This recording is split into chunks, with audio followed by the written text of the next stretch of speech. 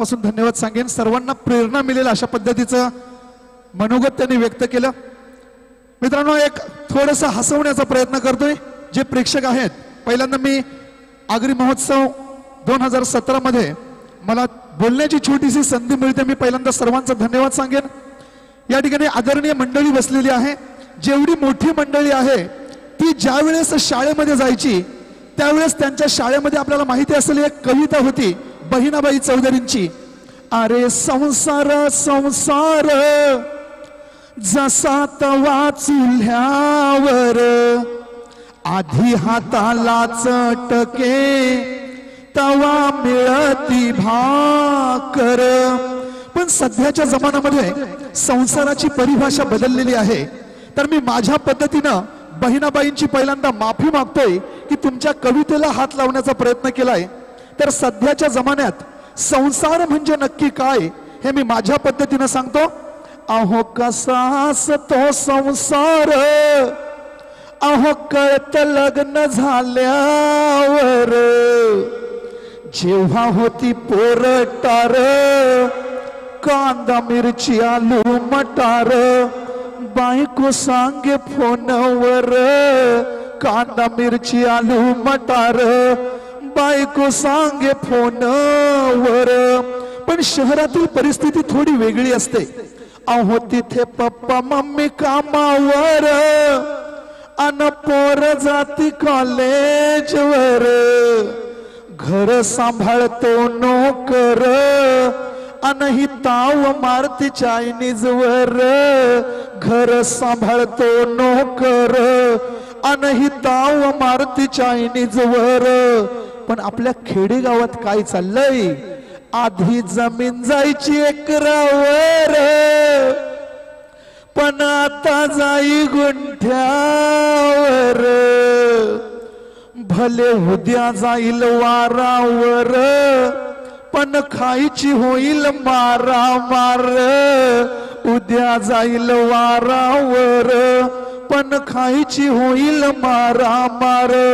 कारण जमीन विकल्यावर बऱ्याचशा कुटुंबांमध्ये काय होतंय, काय होई जमीन विकल्यावर, अहो पप्पा जाती बिअरवर, मम्मी भिवटी पार्लर, मग कसे घडणार संस्कार, मम्मी भिवटी पार्लर, मग कसे घडणार संस्कार। म्हणून सध्याच्या या जमान्यामध्ये आता बस झाली तोंडच पोर, अहो महागाई झाली फार, पगार 4-5 हजार, मग कसा करणार संसार, पगार 4-5 हजार, मग कसा करणार संसार। म्हणून हात जोडून सांगतो या सार, हा शैलेश वांजरे कर, आयुष्याची ही धडपड हिला नका समजू हो बडबड, आयुष्याची ही धडपड हिला नका समजू हो बडबड। धन्यवाद। त्यानंतर मला एक सांगायला अभिमान वाटेल, आपल्याकडे ज्यावेळेस एखाद्या मुलीचं लग्न करायला घेतात त्यावेळेस तिला बिचारीला आपण काय काय स्वप्न दाखवत असतो की तुला तुझ्या स्वप्नांचा राजकुमार असा मिळेल तसा मिळेल, आणि ती बिचारी एकदम आनंदून गेलेली असते। आणि आपल्या आगरी समाजामध्ये ज्यावेळेस एखाद्या मुलीचं लग्न जमतं त्यावेळेस तिला एक धवलारीन बोलवली जाते। आणि एक आपल्याकडे फेमस गाणं आहे, बदामाचे झाडाखाली प्रेम रांगोल्या कारीते ग, रांगोल्या कारीते आणि संतोषी बोलते ग। पण याच प्रेमाचं जेव्हा खरोखर लग्न होतं, आज आपला समाज बदललेला आहे।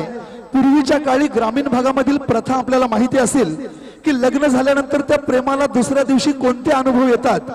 अहो लगीन झाल्यावरी प्रेम शेणगोठा करीत ग, शेणगोठा करीते आणि टोपुला भरीत ग, टोपुला भरून शित्याला गवनीव टाकीत ग, गवनीव टाकीत त्याचा इरोला करीत ग, इरोला करून शियाखे गोठ्याला जारीत ग, गोठ्याला जारीत जेवण नवऱ्याला वारीत ग, नवऱ्याला वारीत अन फारच ती वैतागल्यावर ढोल सासू मोरीत ग, नवऱ्याला भोसरून भोसरून एकला निघायला सांगित ग, निघायला सांगिते भांडी वाटणीची मागित ग, वाटण्या त्या झाल्यावर प्रेमा गालान